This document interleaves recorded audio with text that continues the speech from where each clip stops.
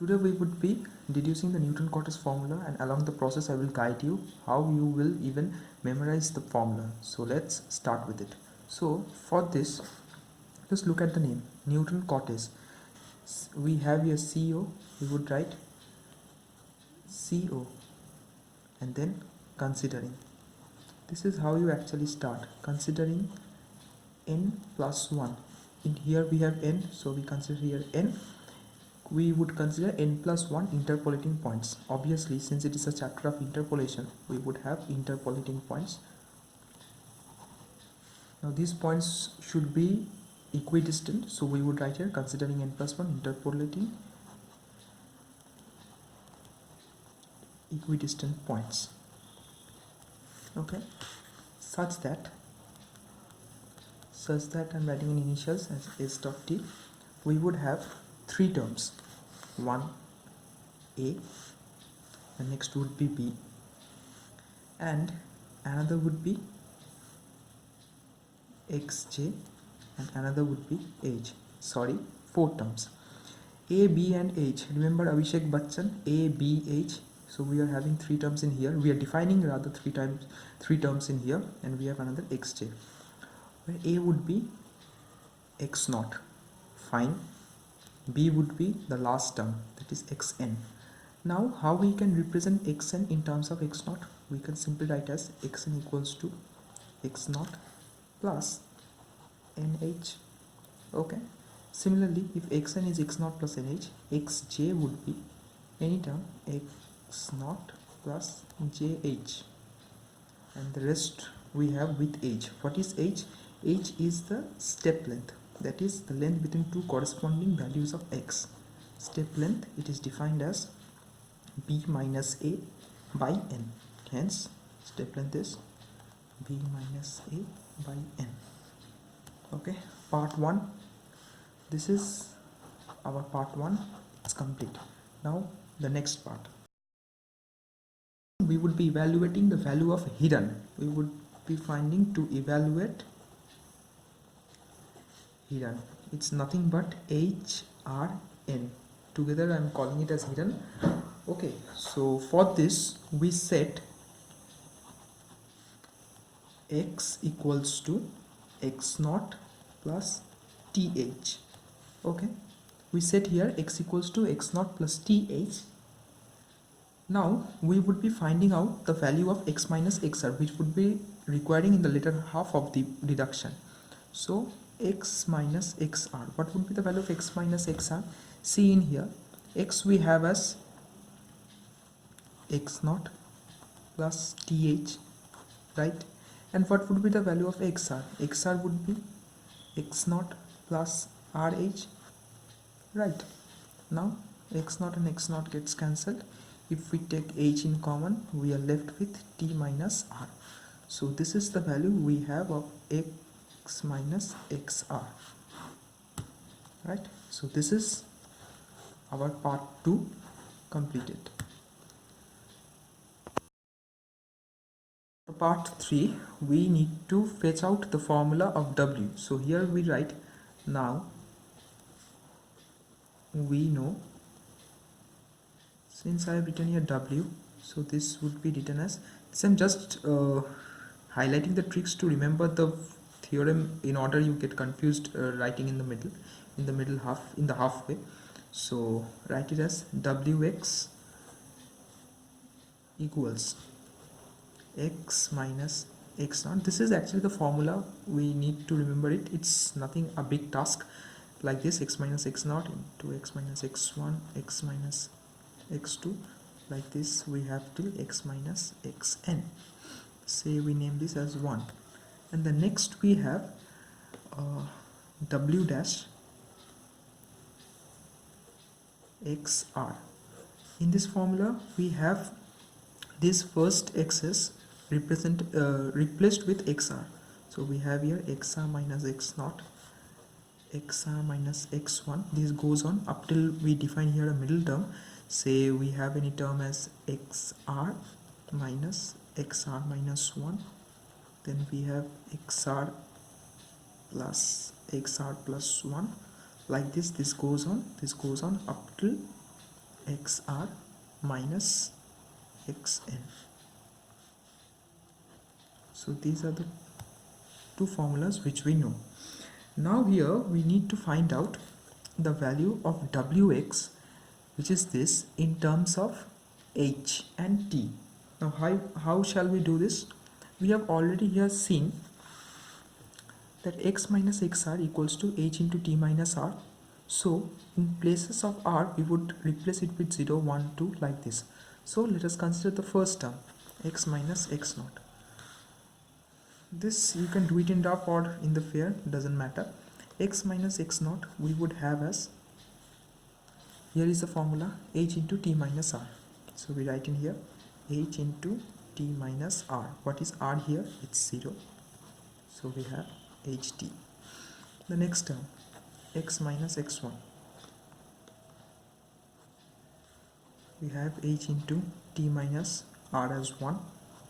So this is our next term.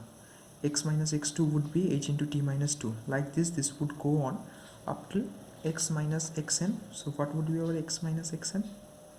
This would be h into t minus n. Now we put all this into this formula number, or rather say the equation number 1. Okay, so equation 1 is written as wx equals to x minus x naught. This gives us ht. The first term is ht.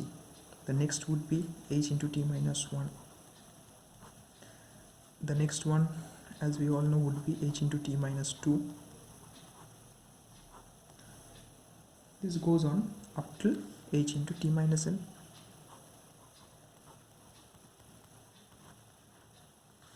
Now see in here, how many h's do we have? Forget the first term. Here we have 1, 2, 3, dot dot up till n. So till this much we have n number of h's, and in here we have another h, so n plus 1. So we have in total h to the power n plus 1 into the rest over we can write as it is, t into t minus 1, t minus 2, goes up to t minus n. Okay, so this we have as wx. This is our equation number 3. This completes our part 3. Part 3 completed. As we have done in the case of wx, we would also need to represent the w dash xr, which means these product terms, in form of h and t. So in here let us consider the first term, xr minus x naught. First of all, we already know the formula. We know, say in initials, we know xr equals to x naught plus rh, right? This can be more breaked into x naught plus r minus 0 into h, cause here it's 0 which gets into here. So if we write in one line x minus x naught, this x naught comes here, we have r minus 0 into h, which in here gives us rh, as simple as that. Next term is xr minus x1. How would it look? It would look xr minus x1 would look like r minus, here we have 1, r minus 1h. Then we have xr minus x2. How would it look like? It would look like r minus 2 into h. Okay, like this goes on. Now we have a middle term in here, xr minus xr minus 1. Let us see how this looks like. xr minus xr minus 1. This would look something like this. R minus 1, so plus r plus 1 into h. This r and r gets cancelled, we are left with h. The next critical term we have in here is xr plus xr plus 1. So xr plus xr plus 1. R minus, this would be r minus 1 into h. R and r gets cancelled, we are kept with minus h.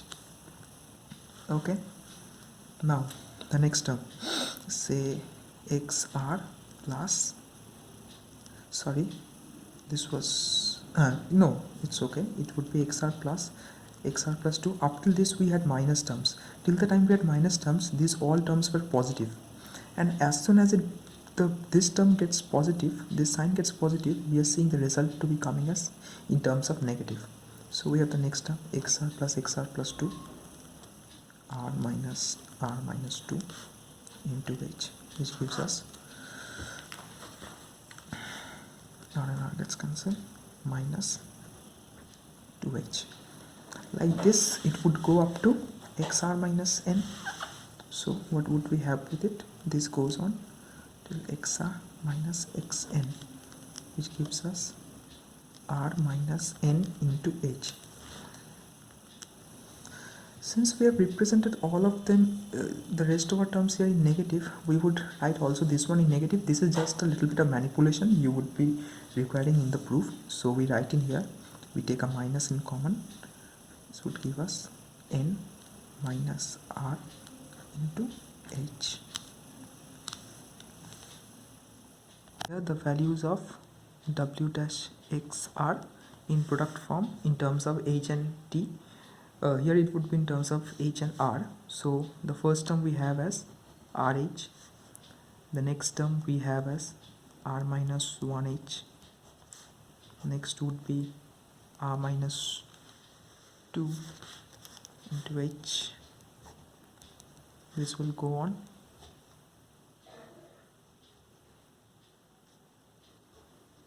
up till h.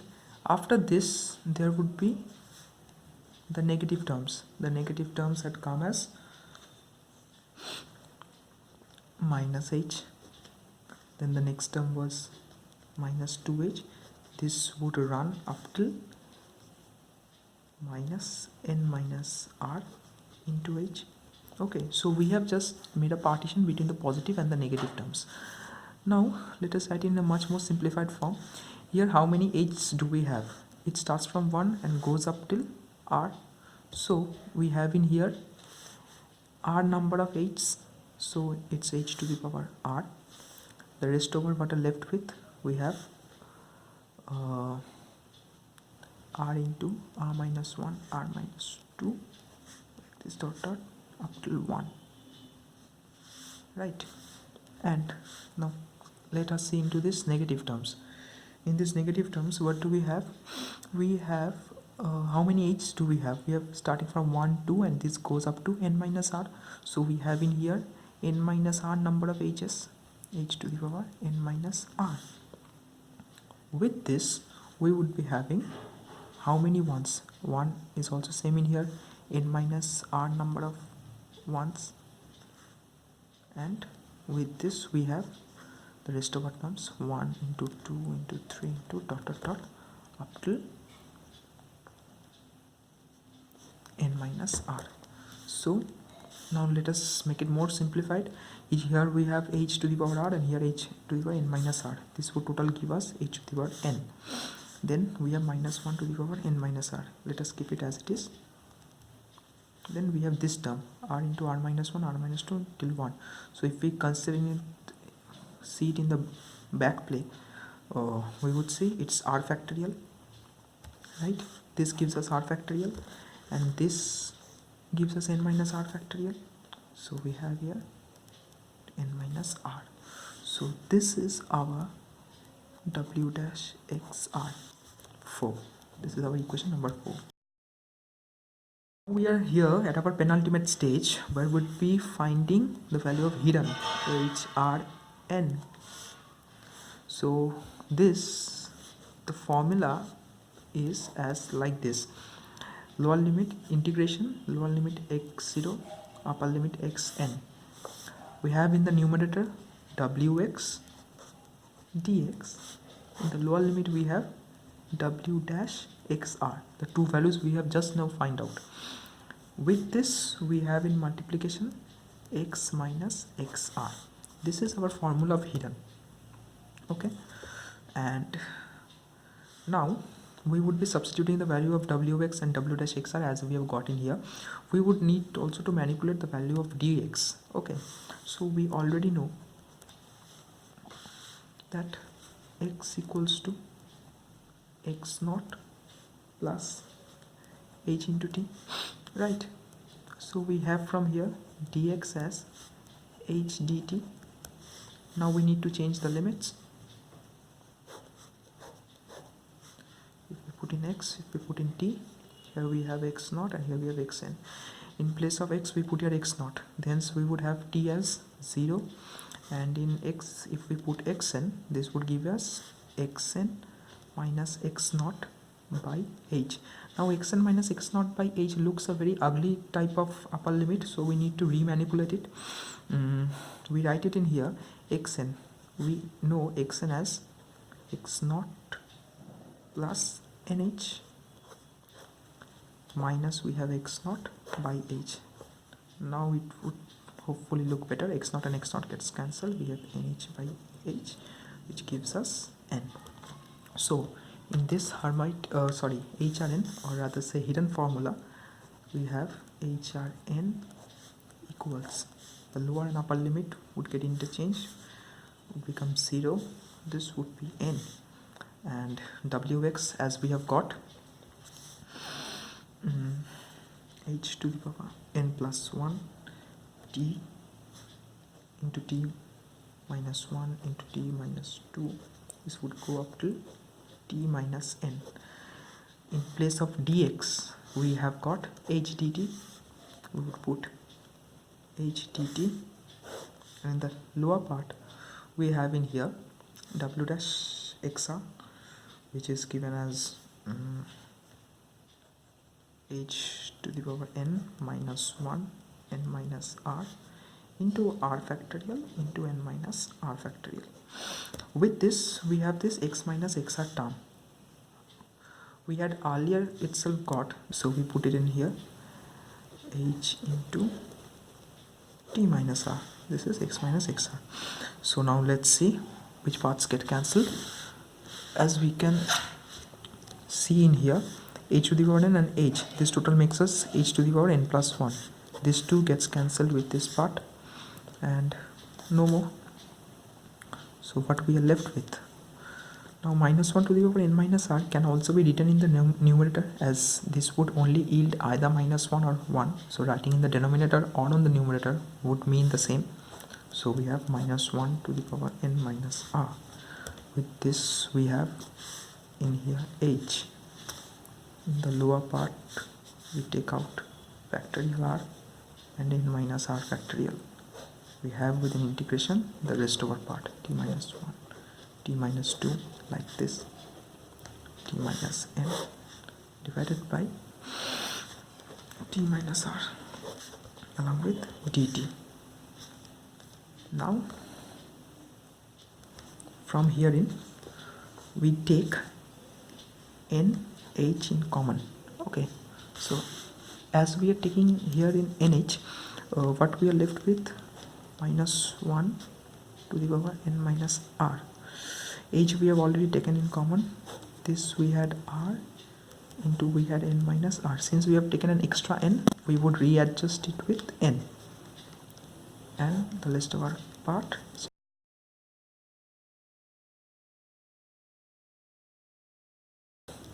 t minus 2, like this, up to t minus n dt by t minus r. If we put this part in the bracket, hence we are left with nh into this, we are naming it as krn, from Hiran to Kiran, to Hamari Kiran, right? So we have the Hiran as hrn equals nh into krn. Now nh, we had earlier taken step length. We had earlier taken step length as h into h equals b minus a into n. Hence we have nh equals to b minus a. Hence nh is replaced by b minus a. We have b minus a to krn. Hence we have therefore the Newton Cotes formula, a to b fx dx is equal to b minus a summation r equals to 0 to n fx r kr divided n. This is our whole proof, done and dusted.